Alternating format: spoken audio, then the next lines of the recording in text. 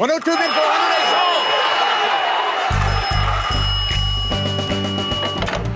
All right, well, welcome back, listener, to another episode of the Fatal Conceits podcast, a show about money, markets, mobs, and manias.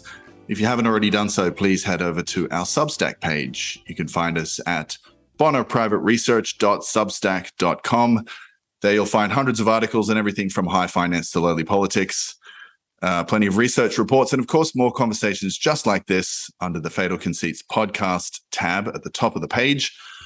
I'm delighted today to welcome to the show, I think for the first time, although we've spoken many times in private and all around the world, and that is my dear friend, Mr. Doug Casey. For those few of you who are not familiar with his work, Doug is the original international man, having written the book on the subject. He writes over at internationalman.com. He is also the author, along with John Hunt, of the High Ground series books, including Speculator, Drug Lord, and Assassin, which I hope we get to talk about in due course. And every Friday, he has the Doug Casey's Take, I think is the title of the podcast. So that's another avenue for Doug to vent his many opinions. And we're happy to have him on the show today. Doug, welcome to the Fatal Conceits podcast. Well, it is a pleasure to be here with you, Joel. It's unfortunately all too rare to have an intelligent conversation these days, certainly not with the locals in any area. I think that's one of the problems that a lot of the people that listen to your podcast and mine have, is that they don't have anybody intelligent locally to talk to that they can disclose what their philosophical and political views to without starting an argument. And I think that's where a lot of our listeners come from. Yeah, that's a really good place to start. I think I know that you're holed up stateside at we'll call it an undisclosed location at the moment. But I'm wondering if your current experience is resonant with the last time I spent in the US, which was just a couple of months ago. I don't think, after having been back and forth to the United States and having lived there for some years in the interim period, I've experienced a more on edge kind of political climate where everybody, and this is running the gamut of the political spectrum, both on the right and the left, seem to be just at a hair trigger on any given subject and rushing to be offended in any way possible. Is that similar to your experience at present? Yes, exactly. It seems that Americans have broken into two groups, the red people and the blue people, and they don't like each other. In fact, they actually hate each other. That rant that Biden gave on, I think it was September 1st, where he had a black background with heavy red overlay and the two Marines in the background. All of this is unprecedented for a political speech in the US, especially that red and black background, which is semi-psychotic. And then his speech, which was actually mildly psychotic, giving a speech talking about how hateful and awful and unpatriotic and dangerous and the MAGA people were, who, as far as I can tell, are basically just salt of the earth, middle-class people that are disturbed with the direction of the U.S. But the direction of the U.S. is accelerating. And Biden's speech was almost a declaration of civil war. And it was very dangerous. I mean, not only the raid on Trump's house, but then the arrest and perp walking of something like 40 or 50 prominent Republicans for no reason other than they're Republicans. Lots of anecdotal stuff out there. And the hiring of 87,000 new IRS agents. I mean, the type of person that will join the IRS voluntarily, they're the same type that would join the Gestapo. And I am afraid that these new people are going to be used like the Gestapo And you have to, I'm sorry, I'm going on, Joel, but I've just got it's very important. I mean, I think a lot of these things are kind of rattling around in somewhere deep in the craniums of the general population. But I think that it's difficult to put these things to words because, as you said, the actions are so unprecedented, and this comes from both sides. No doubt that there are the worst of the body politic expressed at the extremes of both ends. Well, we are approaching a genuine civil war, actually, and maybe she's not as far off base as we might think, because the U.S. has changed radically in my lifetime from a country that people shared a culture. They shared generally a religious orientation, certainly a language, traditions. It was actually a real country. But now the US has devolved into genuinely a multicultural domestic empire where you have large numbers of migrants from a totally different culture, different language, different traditions, different everything. And yes, the US has always had migrants, Italians and Irish and God knows what. But the new people are very, very different. And I think great numbers of them are coming for different reasons than those past immigrants did. There was no welfare in those days of past migrations. But now migrants come here and they're immediately put on welfare. So it's actually changing the character of the US, where traditions are being washed away and where individuals are actually all living in bubbles where they're not connected with other warm-blooded people. They're connected with their electronic devices. And there's a recent book that came out by a Belgian professor at the University of Ghent. And I'm normally suspicious of European professors. They're all hardcore leftists, all Marxists. This guy is not. His name is Matthias Demet. And he points out that we're getting a psychological mass formation, especially in the US, but around the world, where people, when everything's washed away and people aren't believing in things they used to believe in, they're looking for something new to believe in. And this is very dangerous. This is how the great cultural revolution of China formed, similar circumstances. Mm-hmm. And it could happen here in the US. So I'm quite pessimistic in many ways, and especially since if the US and what's left of the US Constitution is washed away, which it's being interpreted out of existence over many years, there will be nothing left in the world. No place you can run and hide. In other words, this is happening worldwide. Really disturbing. And you think it does seem, at least since you and I have spoken down here in Argentina about this at great length over many an unhurried lunch, but it does seem in the past few years that this trend is accelerating. Is that kind of your read from the ground there in the US? No question about it, because whether or not the Democrats stole the election in 2020, I think they did. I don't have any proof of that personally. I don't monitor these things boots on the ground, but yes, I think they did. Although they accused the Trumpies of having stolen it in 2016 also.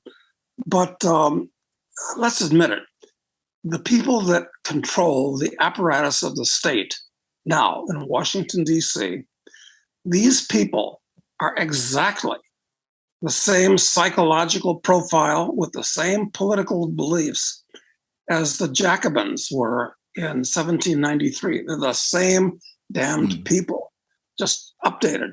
Or for that matter, the Bolsheviks in 1917, which means they're radical. They want to overturn the basic structure of society. They're really very, very dangerous. And now that they've been in control for 2 years, they're doing the best they can to overturn traditional America. And I think that come the elections in November, I think they're going to do anything they can to stay in power and not let the Republicans, which are pretty worthless, but they're much better than the Democrats, take control. And so I'm actually anxious to get back to peaceful and friendly Uruguay and Argentina before the elections, because I mean, this isn't a prediction, but I think it's a distinct possibility that things could get wild and woolly in this country real quickly around the time of the elections, early November.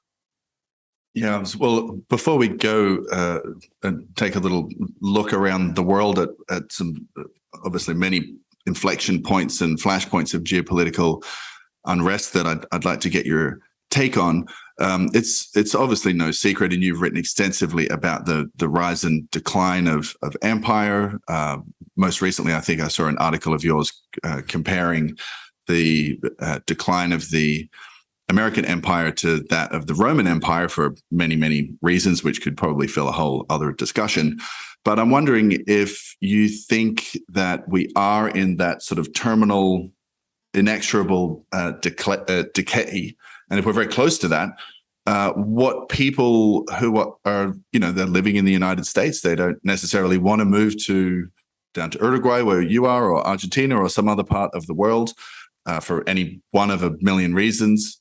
They want to stay in the United States. They want to stay and fight for the country that they thought that that they grew up with and that they enjoy and that they love, and to be close to their families. There are things, practical and however small though they may be, that individuals can do to kind of avoid getting caught in the crossfire if indeed the situation does deteriorate to a kind of civil war-like episode in history. Yeah, what can you do today? It's kind of reminiscent of Lenin's phrase, "What is to be done," which is a little bit different. Yeah. The passive voice. Yeah, right, exactly. So what should an American who's concerned at this point do? Well, I'm of the opinion that notwithstanding, well, or perhaps abetted by, it could be either one, the efforts of our idiotic central bank, which should be abolished, that I think all the markets could melt down. It would be chaos if it happens, because the only thing that would remain is the debt in the country. And of course, these fools are working now to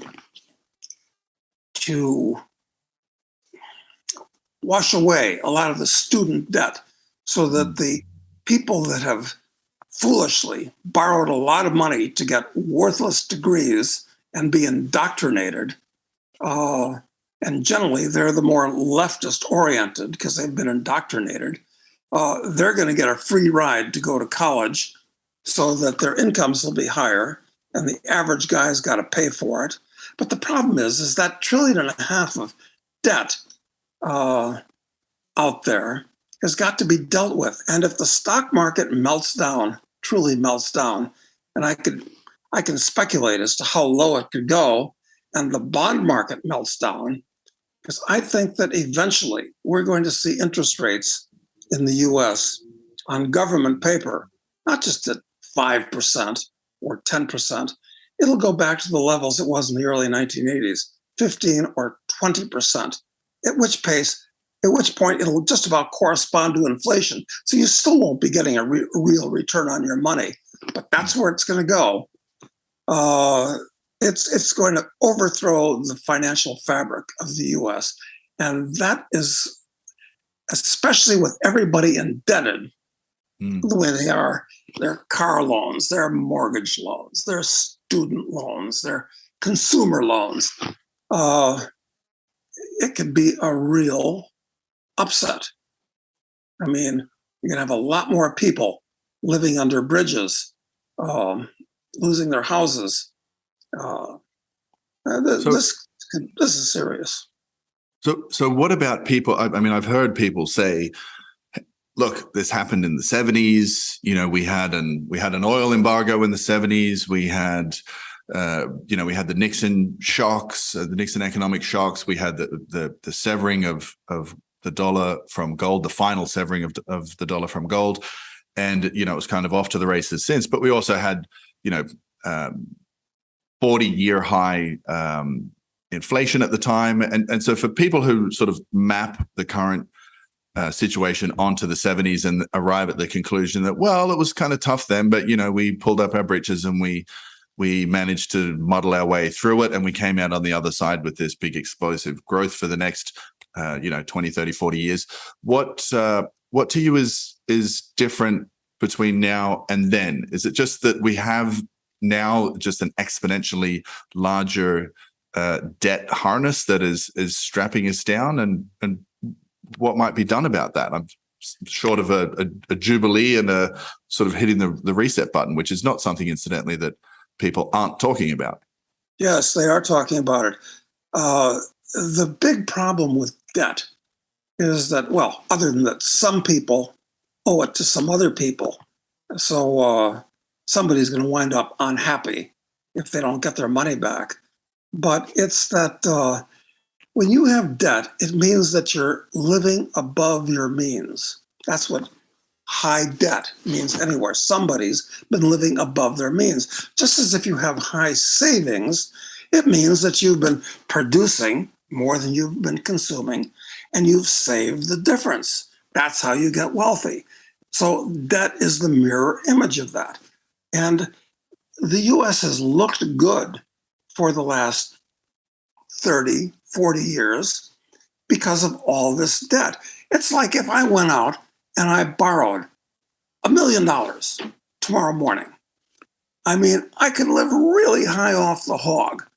I mean, cars and restaurants and trips for the next year or 2 years or however long. And but I'd be in a fool's paradise, because after I spent that money, the debt's still there, and my standard of living is going to drop by more than it. In other words, debt brings on an artificially high standard of living, but then when you pay it back, it brings back a very real lower standard of living, because you've got to pay it back with interest. And of course, the fact that it's being inflated out of existence is even worse, because the only way the bottom of society gets better is by putting aside some dollars and building capital. But if it's being inflated away faster than you can save it, what you are is you're igniting the fuse on a time bomb. So it's even worse than this, Joel. I mean, think it can't get any worse? I'll tell you what's worse. It's that it used to be the US was investing all around the world, and people were investing in the US. But our main export in the US for 40 years, more than 40 years now, has been not Boeings and wheat and manufacturers. Our main export has been dollars. So now there are tens of trillions of dollars that are outside the US, owned by non-Americans that don't have to own those dollars. And when they get scared enough of those dollars, they will dump them. And when they can't dump them to each other anymore at lower values, those dollars will come back to the US, where they'll buy stuff that Americans now own, like titles to stocks and real estate and so forth. So the average American is in for a very rude awakening in the next few years. Our main export is now dollars, it's paper. And we're going to have lots of pissed off foreigners that are not going to want to get stuck holding dollars. because it's the only currency that's worth holding, that's liquid. And when that falls apart, this whole problem is going to go international. Right. It might Well, be gloomy enough. no, this is I can get more gloomy.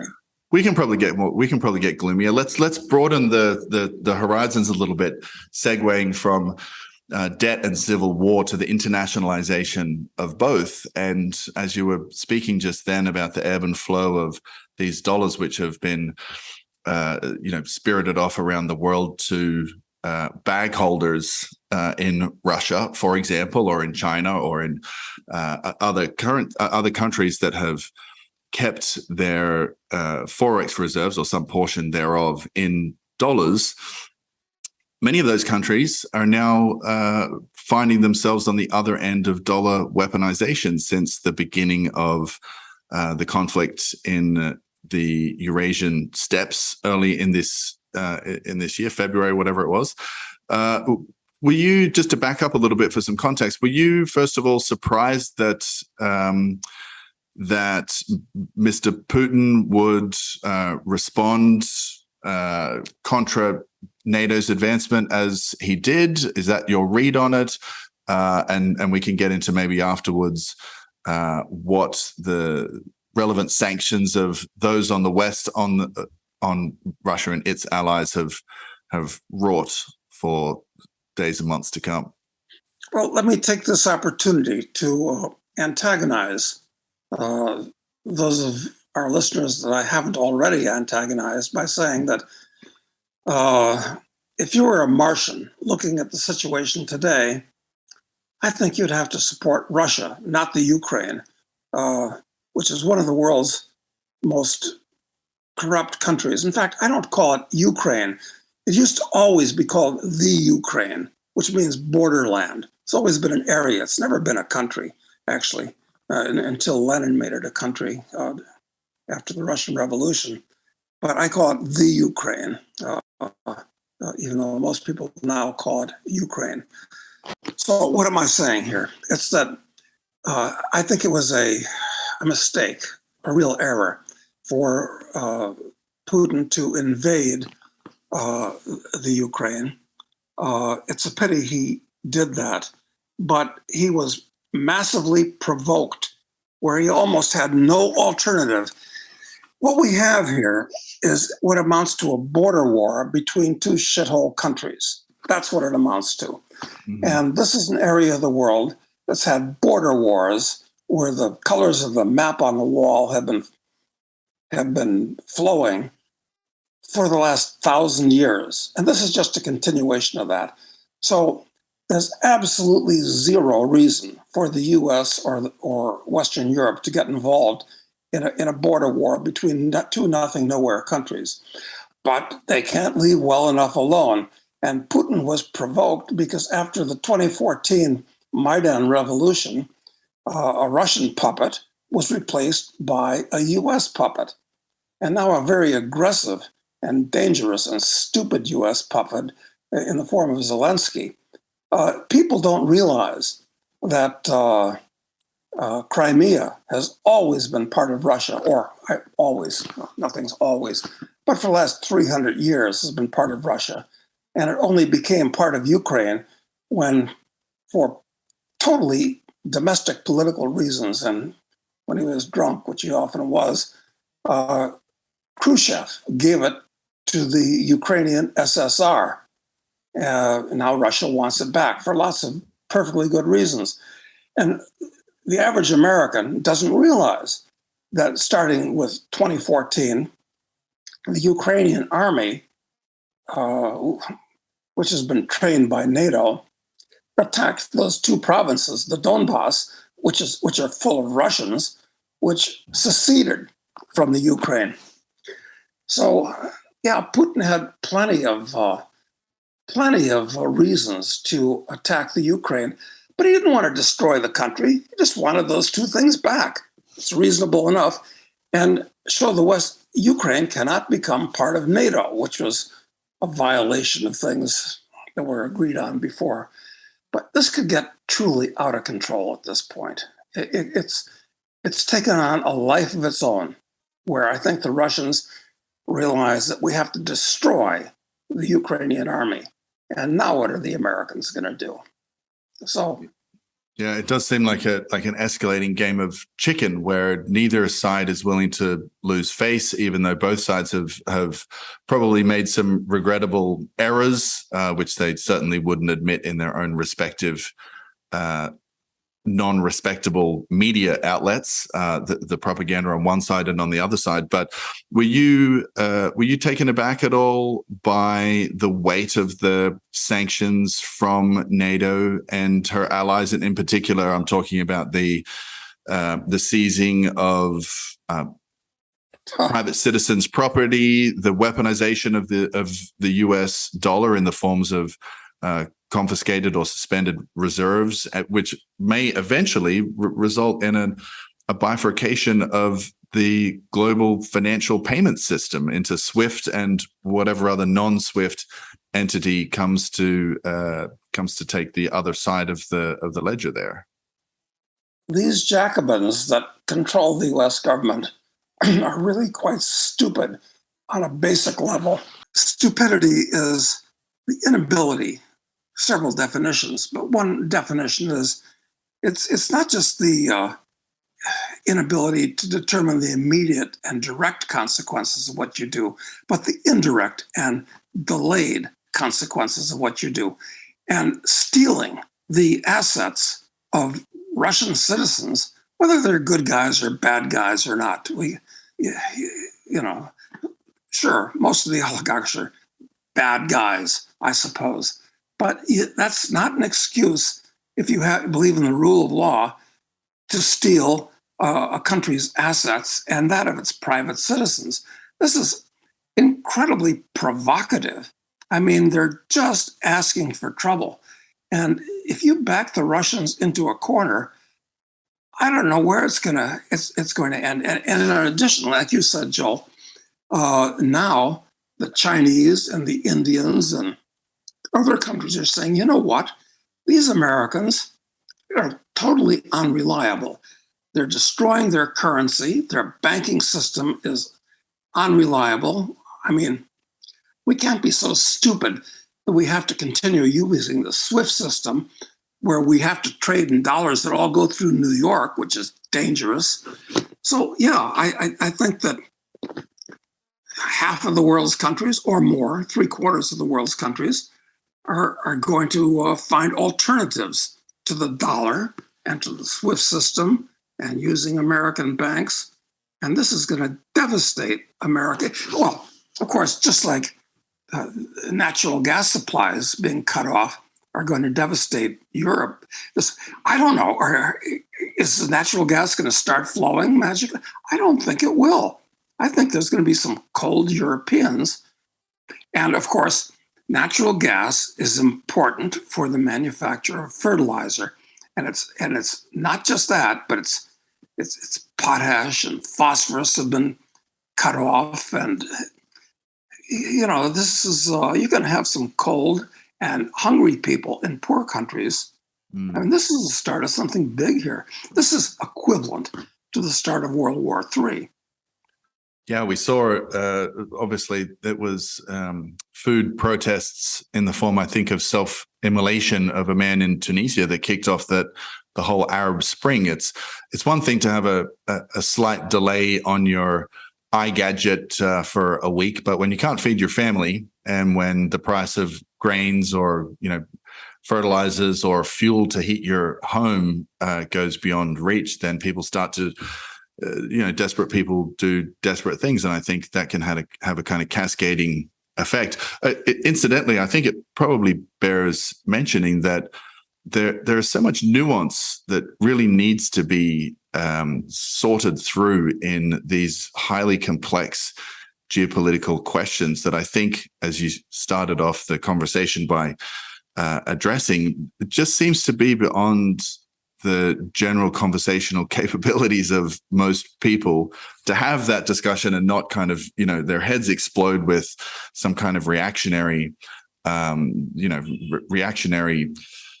madness. But it is possible to believe, for example, that Mr. Putin might be an whatever monster, whatever whatever pejorative we choose to invoke, and also believe that the NATO powers have been provocative and stupid and shot themselves in the foot. Those two things can coexist. It doesn't need to be one guy in the devil's horns and another in riding in on a white horse. You're absolutely right, Joel, because the people that are running all these Western European countries they're all dyed-in-the-wool dogmatic socialists. They're nothing nobodies that have somehow gotten elevated to the point where they can boss around all of their countrymen. And I would actually say that if you compare what Putin has done since he took over Russia, I mean, he's reduced the national income tax rate to, 10 or 13%, about the lowest on the continent. So that's a positive thing. He's actually done a lot of things. It's not like it's been a free market revolution in Russia, but under Putin, the place is just vastly improved and vastly better than it was in Soviet days. And is he a nice guy? I'd say he's a much more intelligent guy. And judging by what he says, I mean, he's much less duplicitous than the nothing nobody's running Western Europe at this point.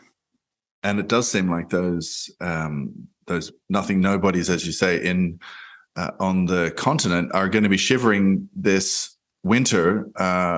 You mentioned our mutual friend Rick Rule before we jumped on our recording here, and I spoke to Rick at the end of 2021, beginning of 2020, and he was absolutely adamant that energy prices would continue to rise. It was and this was before a single shot had been fired in the Russo-Ukrainian conflict.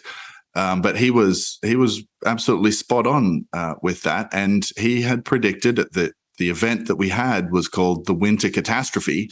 It looks like now General Winter is entering the fray, not only in the conflict, but is also going to be exerting his influence across the new lean green acres of Germany and beyond.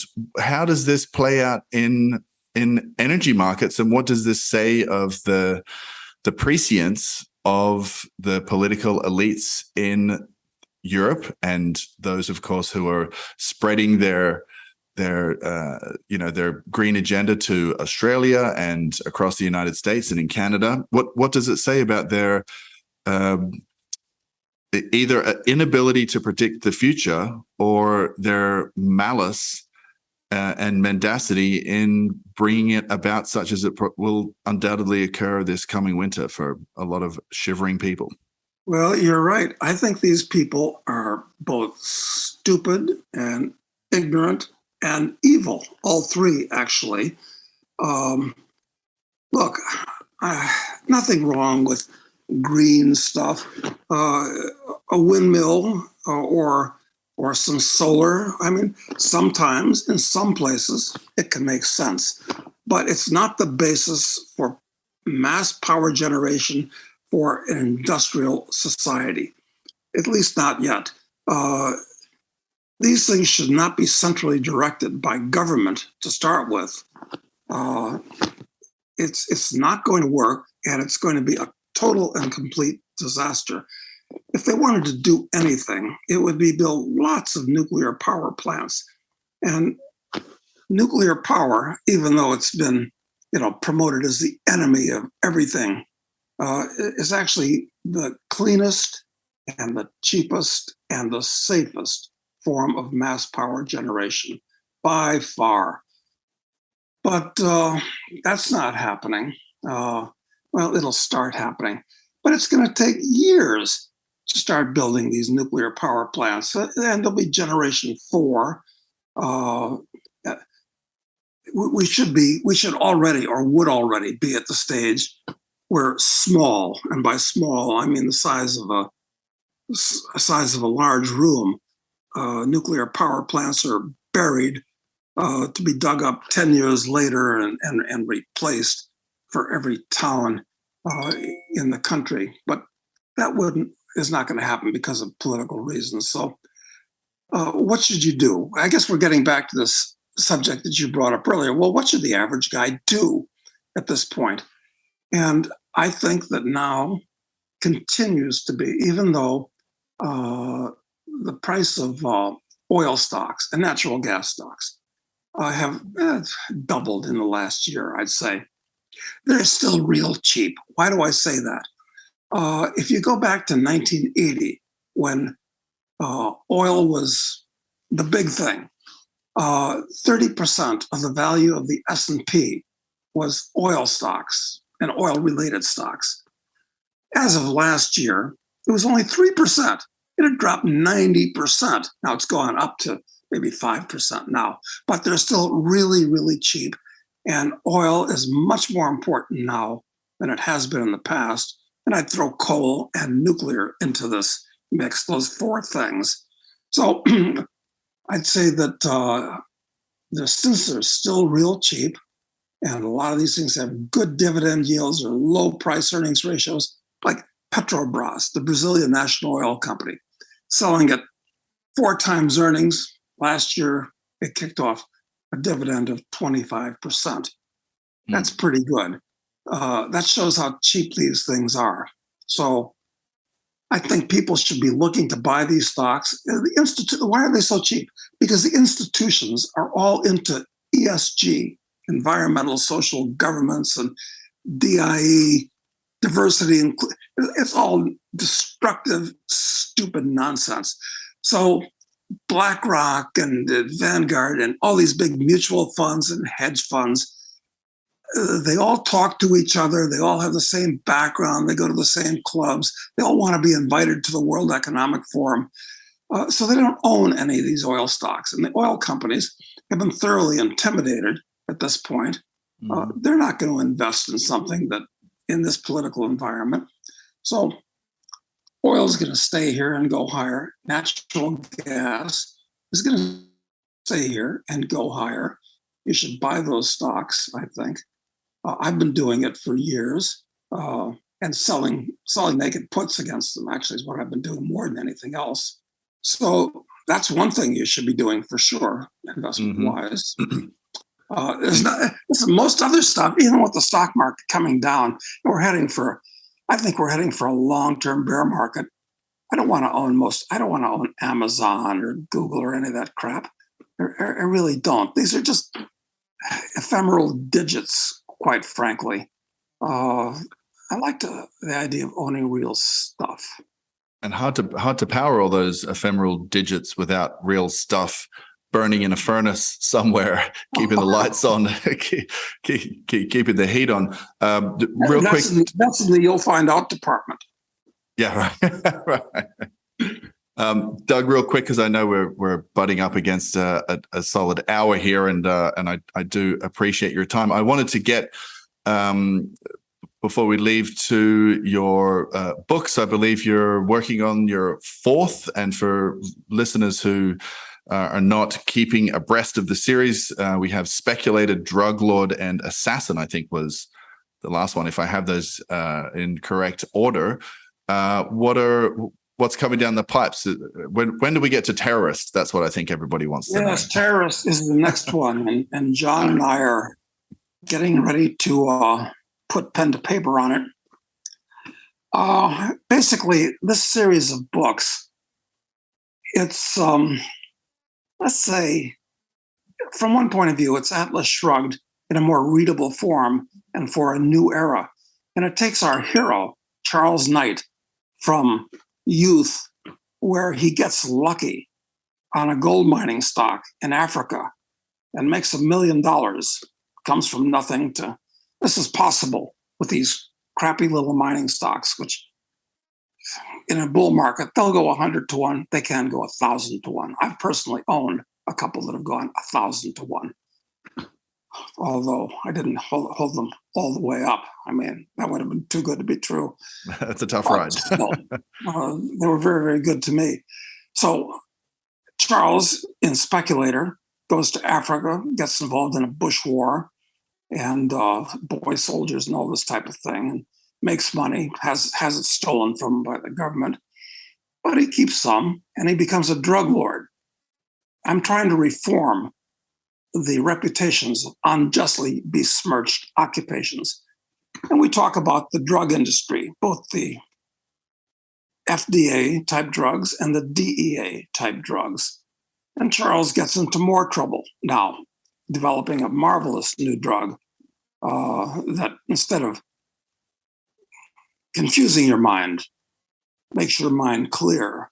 So of course they want to outlaw that.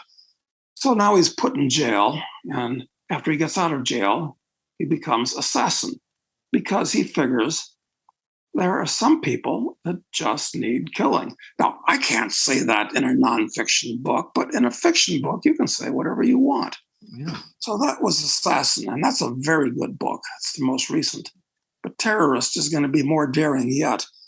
And because I have a lot of views and opinions on terrorism, after which he becomes, in the next book, he becomes a warlord, where he goes back to Africa and becomes a warlord that transforms a backward shithole country into Singapore on steroids. And there are 2 more books after that that get really radical. But anyway, don't fall behind. And I urge all of our listeners to call up Amazon and get those books. You'll be glad you did.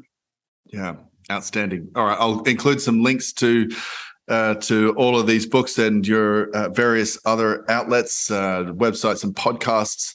Of course, Doug, it's always a pleasure to speak with you, and I look forward to enjoying an unhurried lunch when you're back down at the other end of the Americas, down here at the Fin del Mundo, on one side or other of the... I'll see you down there in less than 2 months.